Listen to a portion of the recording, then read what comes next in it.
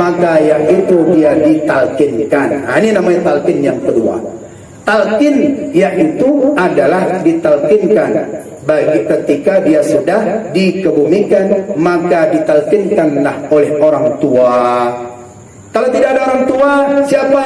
Orang yang saleh. Orang yang saleh, orang yang fasih lidahnya ketika membacakan talqin dengan mayat. Yaitu dia bacakan. Di mana dibacakan orang yang mentalqin? Orang yang mentalqinkan itu disebut dengan mulakkinu. Mulakin, dia talqin duduk berhadapan dengan wajah daripada si mayit yang dalam kubur. Sunatnya. Ya, sunatnya duduk. Yang lainnya berdiri. Ini heran saya tengok, saya duduk semuanya.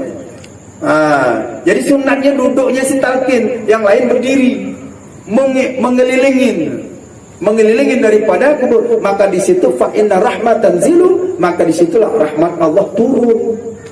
Jadi itu sunatnya hilang. Jadi masalah, walaupun ditalkin nggak apa-apa, nggak berdosa, jangan dibongkar lagi gara-gara nggak ditalkin. Itu sunat supaya mengajarkan, karena dia itu daripada nanti akan ditanya oleh dua makhluk, yaitu daripada malaikat munkar dan nakir. Itu sunatnya dia ditalkinkan itu tadi. Loh, bagaimana bisa untuk mentalkinkannya? Si mayat itu kan sudah mati, dia tidak akan berfungsi. Ini kata orang seberang. Mereka mendalilkan orang yang sudah mati tak ada fungsi lagi. Rupanya diambilnya ayat, yaitu surat An-Naml ayat 40 sama surat Fatir ayat 22. Innaka la tusmi'ul mauta, sesungguhnya engkau Muhammad tidak akan bisa mendengarkan kamu itu orang yang mati apa yang kau bacakan. Kau putus amalan mereka itu. Bima musmi'ul man fi kubur, dengan barang apa yang itu engkau didengarkan dalam kubur, tak ada terdengar. Mereka artikan bahwasanya orang-orang yang di dalam kubur itu tidak akan bermanfaat. Apa yang kau bacakan habis kubur sudah pulang aja. Istaghfiru li akikum, ya. Mintalah kamu doa Allahumma firlahu, sudah pulang, tidak ada lagi. Nah, ini memahamkan ayat yang dia pahamkan itu adalah bukan daripada mazhab Syafi'i. Mereka memahamkan itu adalah ayat yang di dalam kubur. Sementara ayat yang tadi nggak bisa didengar itu untuk orang kafir. Makanya tafsir Khazir menjelaskan yakni wal mautul qulubul kafir. Kufar itu kafir. Hati orang kafir walaupun dibacakan ayat sebut ayat satu Al-Qur'an tak akan dengar. Tapi orang yang beriman dengar. Mana buktinya? Dalam surat Az-Zariyat ayat 55. Wa dzakir fa inna dzikra tunfa'ul mu'minin. Ya, perhatikan ya. Zikir, ingatkan olehmu, maka sesungguhnya peringatan itu memberi manfaat bagi orang yang beriman. Kalaulah orang yang di dalam kubur itu tadi mengucapkan la ilaha illallah, kita yang baca, tetangga yang baca, siapapun yang baca, ketika dia baca surat Al-Fatihah sampai pahalanya. Tapi dia nggak bisa menjawab, dia nggak bisa dengar, dia nggak bisa menjawab, tapi mendengar apa yang kita bacakan. Loh, kenapa bisa begitu? Dia kan sudah mati, nggak ada bermanfaat lagi. Buktinya Nabi menganjurkan ketika orang masuk ke memakam kubur. Apa masuk ketika makam kubur, Pak? Assalamualaikum darul mu'minin wa inna insyaallah minallah hikun, atau assalamualaikum ya ahlul kubur. Itu yang gampang dari kecil kita. Itu yang gampang. Itu Nabi menyuruh. Kalau kita pikir secara logika kita pikir, ngapain Nabi menyuruhkan kita masuk ke tempat kuburan yang ada orang udah mati semua, ya kan? Berarti menunjukkan mereka dengar apa yang salaman kita, tapi mereka nggak bisa jawab. Kalaulah mereka bisa menjawab, nggak jadi kita ziarah. Assalamualaikum ya ahli kubur, menjawab semua. Waalaikumsalam, masuk deh. Mungkin jawab. Makanya mereka mendengar. Satu. Kedua, dalil lagi. Apa yang mereka itu, makanya kita ditalkinkan itu, mereka itu mendengar trompa orang yang berjalan. Makanya sunat melepaskan daripada yaitu sendal. Mereka itu mendengar trompa orang yang berjalan di kuburan, pemakam kuburan itu dengar itu. 7 langkah dengar. Maka disitulah trompa saja dengar, apalagi yang lain. Kan bagus dibacakan, bermanfaat. Maka dibacakan talqin itu ayat Al-Quran, dibacakan dia kalimat-kalimat yang mengingatkan dia. yang mengingatkan dia. Apa yang dibacakan?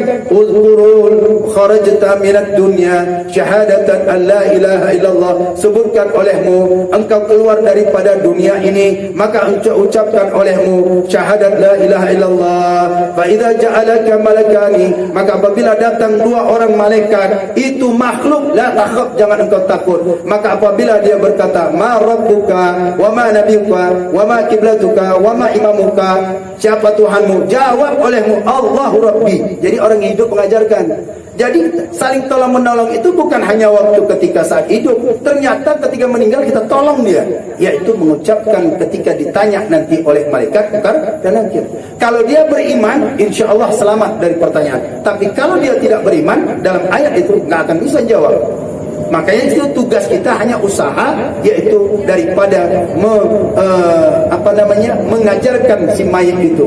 Dia mendengar tapi tak bisa menjawab daripada apa yang dibacakan oleh yang orang yang penziarah, orang yang pentalqin itu tadi. Nah, setelah itu dibacalah wirid apa saja 30. Maka ketika itu apabila engkau masuk pemakaman kuburan, ma tayassara minal Quran, apa saja kamu bacakan, walaupun cuma surat Al-Ikhlas, walaupun cuma baca Al-Fatihah, bacakan, hadiahkan kepada mereka itu. Maka pahala itu akan sampai. Apalagi di kuburan lebih kuat lagi.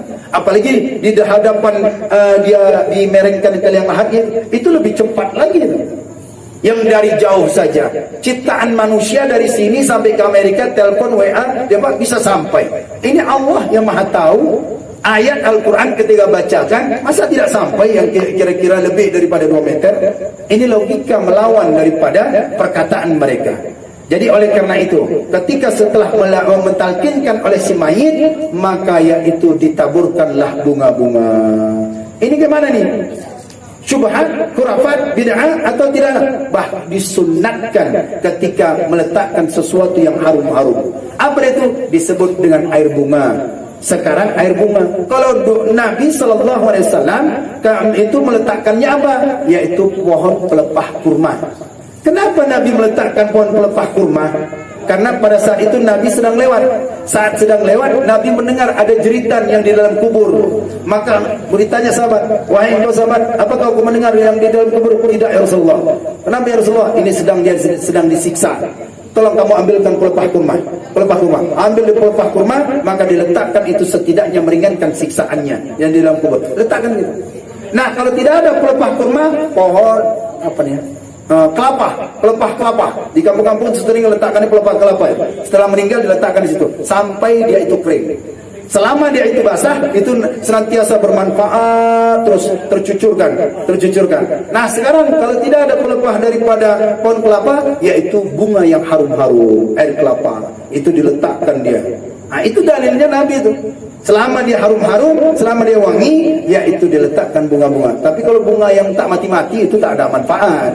Bunga-bunga yang jadi kertas itu tak ada manfaat. Jangan pula ditaburkan di situ, tak ada manfaatnya. Ditaburkanlah dia, itu ada doanya. Tancapkan pohonnya. Allahumma ja'al hadhi syajarata fadlan wa rahmatan.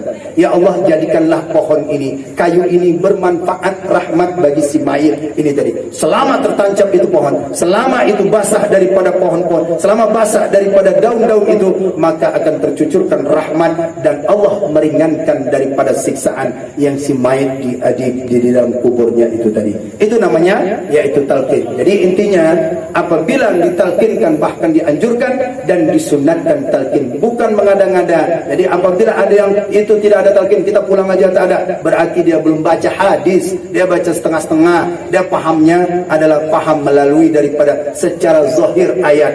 Ayat itu bukan untuk orang beriman, tapi orang kafir nggak akan dapat bisa mendengarkan lagi. Jadi ini adalah peringatan untuk orang-orang yang beriman. Mudah-mudahan ada manfaatnya. Semoga kita diberikan oleh Allah Subhanahu wa taala mengucapkan kalimat la ilaha illallah di akhir hayat kita dan senantiasa beramal. Amin. Amin ya rabbal alamin.